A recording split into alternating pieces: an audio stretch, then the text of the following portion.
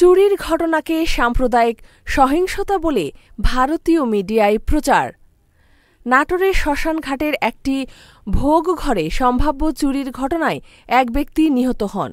নিহত ব্যক্তি সনাতন ধর্মাবলম্বী হওয়ায় কোনো ধরনের যাচাই বাছাই ছাড়াই পিটিআই সহ কিছু ভারতীয় গণমাধ্যম ঘটনাটিকে সাম্প্রদায়িক সহিংসতা হিসেবে প্রচার করছে বলে অভিযোগ করেছে প্রধান উপদেষ্টার প্রেস উইং।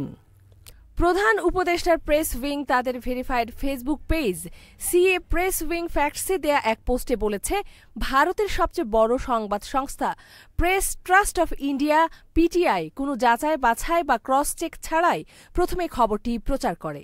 পিটিআই খবরটি প্রকাশের পর তা Hindustan Times, the Indian express সহ বিভিন্ন ভারতীয় গণমাধ্যমে প্রকাশিত হয়েছে। সিএ প্রেস উইং জানায়, শনিবার পিটিআই কলকাতা ইসকনের মুখপাত্র রাধা রমন দাসের এক্স সাবেক টুইটার হ্যান্ডেলে প্রকাশিত একটি ভিডিওর বরাতে সংবাদটি প্রকাশ করে। এই সংবাদে বাংলাদেশের কোনো কর্তৃপক্ষের হিন্দু নেতা এবং ভিকটিমের কোনো স্বজনদের বক্তব্য নেওয়া হয়নি।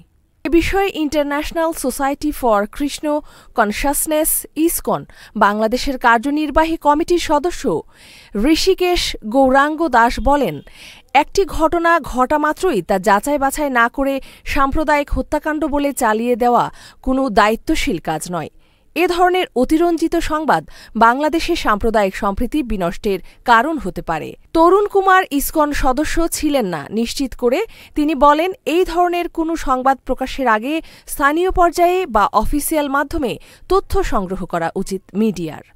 বাংলাদেশ পুলিশ জানিয়েছে, নাটোর জেলার সদর থানার বড় হরিশপুর মহাশ্মশান ঘাট থেকে শনিবার থানা পুলিশ হাত পা বাঁধা অবস্থায় তরুণ কুমার দাস নামে এক ব্যক্তির লাশ উদ্ধার করে। প্রাথমিকভাবে ধারণা করা হচ্ছে, শ্মশানঘাটের ভেতরে অবস্থিত ভোগঘরে অজ্ঞাতনামা চোররা চুরি করার সময় ভিকটিম তরুণ কুমার দাস চোরদের চোখে হাঁক ডাক ও চিৎকার করার চেষ্টা করলে চোররা তার মুখ ও হাত পা বেঁধে তাকে শ্বাসরোধে হত্যা করে।